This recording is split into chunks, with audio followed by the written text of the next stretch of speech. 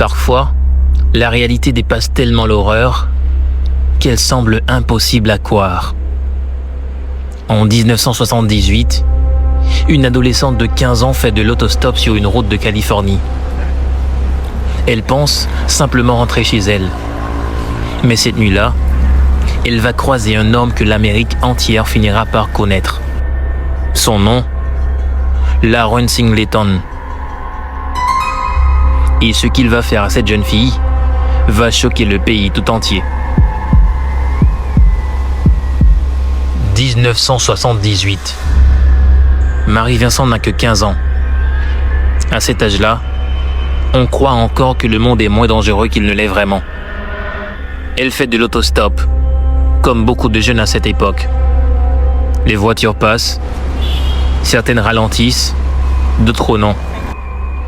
Puis finalement, un homme s'arrête. L'homme semble calme, presque ordinaire. Assez pour que Marie accepte de monter. Et au début, rien ne paraît étrange. La route continue, les kilomètres passent, mais progressivement, quelque chose change. Les réponses deviennent plus courtes, l'ambiance plus lourde. Et Marie commence à sentir ce sentiment étrange, celui qui apparaît juste avant le danger. Puis soudain, l'homme quitte la route principale. À cet instant précis, Marie comprend que quelque chose ne va pas. Marie est agressée, brutalement. Puis Laron Singleton prend une décision inimaginable. Avec une hache, il lui tranche les deux bras.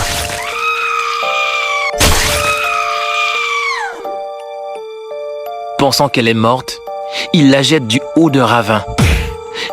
Mais Marie n'est pas morte. Gravement blessée, perdant son sang, affaiblie, elle reprend pourtant conscience. Et là, dans le noir absolu, une adolescente de 15 ans prend une décision qui semble impossible. Survivre. Avec ce qui lui reste, elle tente de ralentir l'hémorragie. Puis, elle commence à grimper, sans bras, blessée, en état de choc. Elle remonte le ravin, centimètre par centimètre. Chaque mouvement devrait être impossible. Et pourtant, elle continue. Puis finalement, elle atteint la route. Marie marche encore pendant plusieurs kilomètres, gravement blessée, seule, au milieu de la nuit. Jusqu'à ce qu'un couple aperçoive une silhouette avancer au bord de la route. Et ce qu'ils découvrent les hantera probablement toute leur vie. Marie survit contre toute logique, contre toute probabilité. À l'hôpital, les médecins sont stupéfaits. La police aussi.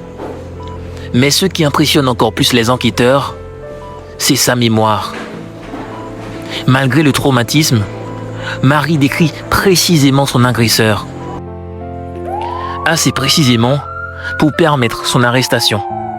Le pays découvre alors le visage de l'homme responsable de cette horreur, Laron Singleton.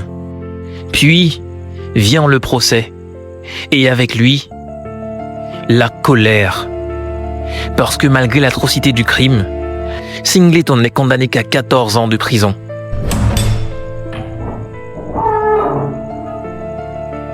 Mais le choc le plus grand arrive ensuite. Après seulement 8 ans, il est libéré pour bonne conduite. L'Amérique entière réagit. Comment un homme ayant commis un acte pareil peut-il déjà sortir de prison? Mais pendant que le pays débat, Marie, elle, choisit autre chose. Elle apprend à utiliser des prothèses. Elle réapprend à dessiner, à créer, à avancer. Et peu à peu, son histoire dépasse le simple fait divers. Elle devient un symbole. Son affaire contribue à faire évoluer certaines lois en Californie concernant les actes de torture et les libérations anticipées. Quant à Laron Singleton, il commettra plus tard un meurtre, avant de mourir en prison. Mais aujourd'hui, ce n'est pas son nom que les gens retiennent. C'est celui de la jeune fille qui a refusé de mourir. Parce que parfois, la plus grande force humaine, ce n'est pas de gagner, c'est de survivre quand tout aurait dû s'arrêter. Et Marie Vincent a survécu à l'impensable. Si cette histoire vous a marqué, abonnez-vous pour découvrir d'autres récits vrais, incroyables et bouleversants. Parce que parfois, la réalité dépasse largement la fiction.